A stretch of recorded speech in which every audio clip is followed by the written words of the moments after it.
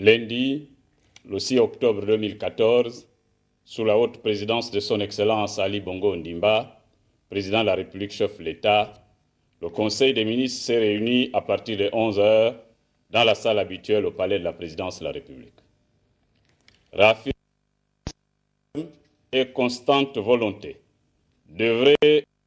à faire du Gabon un pays émergent à l'horizon 2025, le président de la République, chef de l'État, son Excellence Ali Bongo Ondimba, après avoir félicité aussi bien le Premier ministre chef du gouvernement et les ministres reconduits, comme ceux qui ont été nouvellement nommés, a instruit l'ensemble du gouvernement à accomplir les missions qui leur sont fixées par la Constitution, par le plan stratégique Gabon émergent, ainsi que par les lois et règlements. L'action du gouvernement, placée sous le triple sceau de la responsabilité, de la cohésion et de la solidarité,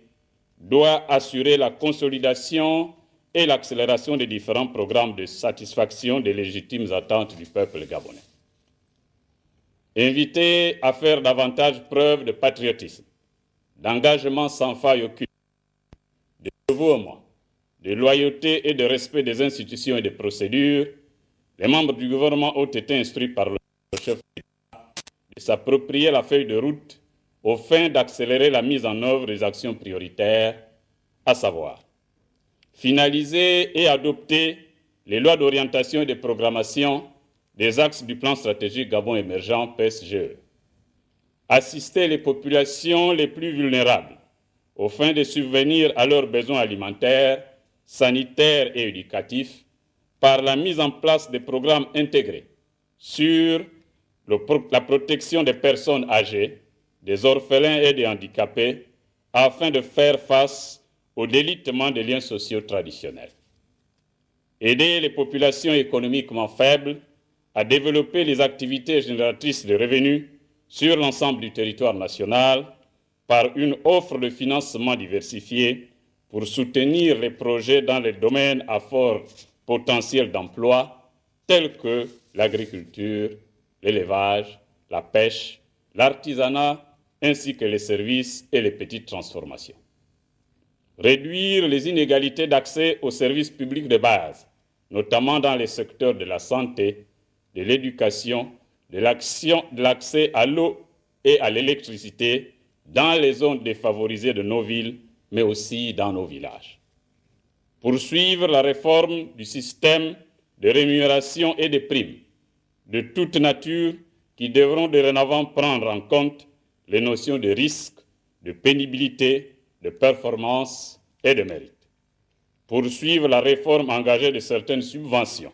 notamment celles liées aux produits pétroliers, afin de les mettre en adéquation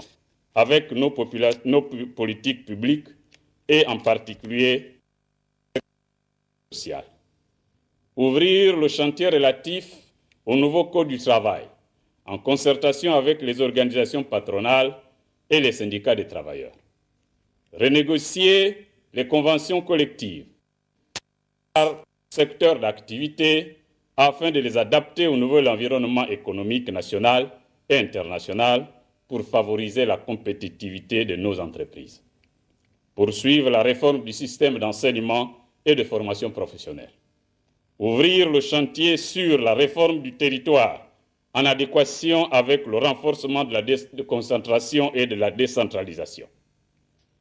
Renforcer la sécurité des personnes et des biens